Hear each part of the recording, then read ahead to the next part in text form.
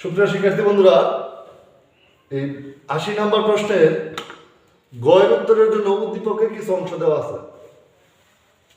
বলছিল আমরা প্রথম বাসটি দেখছিলাম, এখন দ্বিতীয় বাসটির ক্ষেত্রে বলছে দ্বিতীয় বাসটির দৈর্ঘ্য ৮ মিটার। এটার সাথে একটা খুঁটা না, আরো একটা বাঁশ দিয়ে খুঁটা দিতে হবে, যার দৈর্ঘ্য হবে ৮ মিটার। গাছকে একটি নির্দিষ্ট উচ্চতায় স্পর্শ করবে এবং ভূমির সাথে 60 ডিগ্রি কোণ উৎপন্ন করবে, এবং সেই বাঁশটা ভূমির সাথে 60 ডিগ্রি কোণ উৎপন্ন করবে। গাছে দুটি বাঁশের স্পর্শবিন্দু, গাছের মধ্যে যে এই একটা খুঁটা আর একটা বাঁশও যদি দেয়, দুইটা বিন্দুতে স্পর্শ করছে, এই স্পর্শবিন্দুর উচ্চতার পার্থক্যটা নির্ণয় করার জন্য বলছে। আচ্ছা, আমরা যদি এই চিত্রের সাথে কম্বাইন করে ওই চিত্রটা সংযুক্ত করি, তাহলে আরেকটা বাঁশ কত হবে? ৮ মিটার। এই একটা বাঁশ দেয়, যেহেতু 45 ডিগ্রি কোণ, এখানে 60 ডিগ্রি কোণ আনতে হলে আমাদেরকে আরেকটু সামনে আসতে হবে। তাহলে আমি মনে করি এখানে স্পর্শ করছে, এই বিন্দুতে স্পর্শ করছে, এখানে 60 ডিগ্রি কোণ উৎপন্ন হলো, 60 ডিগ্রি কোণ। আর দ্বিতীয় বাঁশটির দৈর্ঘ্য আছে আমার কাছে ৮ মিটার। আমি প্রথম ক্ষেত্রে পাইছিলাম বিসি, এর দৈর্ঘ্যটা দেওয়া হয়েছিল 5 মিটার। আর আমার এখন বের করতে দেবো সি থেকে এর দূরত্ব, অর্থাৎ দুইটা, এই যে একটা বাঁশ স্পর্শ করছে, এই একটা বাঁশ স্পর্শ করছে, এই দুইটা স্পর্শবিন্দুর পার্থক্য বা দূরত্বটা কতটুকু, এটা বের করার জন্য আমার এখানে আছে অতিভুজ, আর একটা সম্পর্কটা হচ্ছে লম্বের সাথে। যেহেতু লম্ব এবং অতিভুজের সম্পর্ক আমরা সাধারণত সাইন দিয়ে হিসাব করি। তো সাইনের ক্ষেত্রে এখন ত্রিভুজটা কি, আগের ত্রিভুজটা তো নাই, এখন ত্রিভুজ আছে কি, ত্রিভুজ এ বি, এখানে একটা নাম দিয়ে নিলাম ই, ত্রিভুজ এ বি ই। এই ত্রিভুজে যেহেতু লম্ব এবং অতিভুজের সাথে সম্পর্ক নির্ণয় করবো, এই কারণে আমরা সাইন নিব। সাইন কত ডিগ্রি কোণ এখানে? 60 ডিগ্রি। আচ্ছা, সাইন 60 ডিগ্রির ক্ষেত্রে আমরা কি জানি? সাইনের ক্ষেত্রে জানি সাগরে লবণ আছে, মানে লম্ব ভাগ অতিভুজ। লম্বটা কত আমার এখানে? A B. আর অতিভুজ কত? এ ই।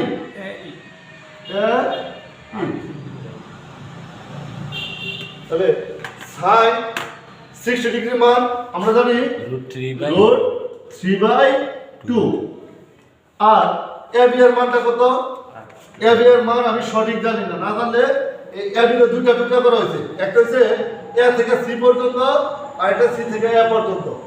একটা এ থেকে বি থেকে সি পর্যন্ত, আর একটা সি থেকে এ পর্যন্ত, এই দুইটা ভাগে টুকরা করা হয়েছে। তাহলে একটু লিখি, এটা হচ্ছে বি সি প্লাস সি এ, এই দুইটা টুকরা।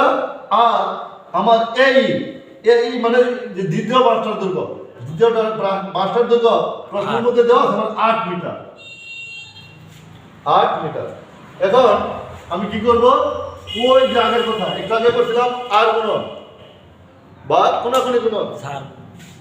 হ্যাঁ বলো, এই নিচের অংশটা এখানে উপরের অংশের সাথে, এই নিচের অংশটা এখানে উপরের অংশের সাথে যদি গুণ করি, তাহলে দেখো এখানে 2 আছে, এই 2 আগে লিখে ব্র্যাকেট মানে গুণ, তাহলে এই যে বিসি প্লাস এখানে আছে সি এ ইকুয়াল কত হবে? এই √3 এর সাথে এই গুণ করলে এ √3। এখানে আছে কত? 2। এখানে কত আছে? এই 2 ব্র্যাকেট মানে গুণ অবস্থা আছে, তাহলে এটাকে যদি আমি অপর দিকে নিয়ে যাই, ভাগ করতে হয়। যদি ভাগ করি আমার কি হবে? আচ্ছা, বিসি এর একটা মান আমি আছে এখানে কত আছে মানে 5, আমি লিখে দেই প্লাস সি এ, এটা সমান এই যে এ √3/2। এই 2 দিয়ে এটারে ভাগ করলে হয় 4, এই 2 দিয়ে এটারে ভাগ করলে হয় 4। তাহলে দেখো আমার অপর দিকে কি রয়েছে। আচ্ছা, একটু তোমরা কাজ করো তো, এই 4√3 এর মানটা কত হয় বের করো তো।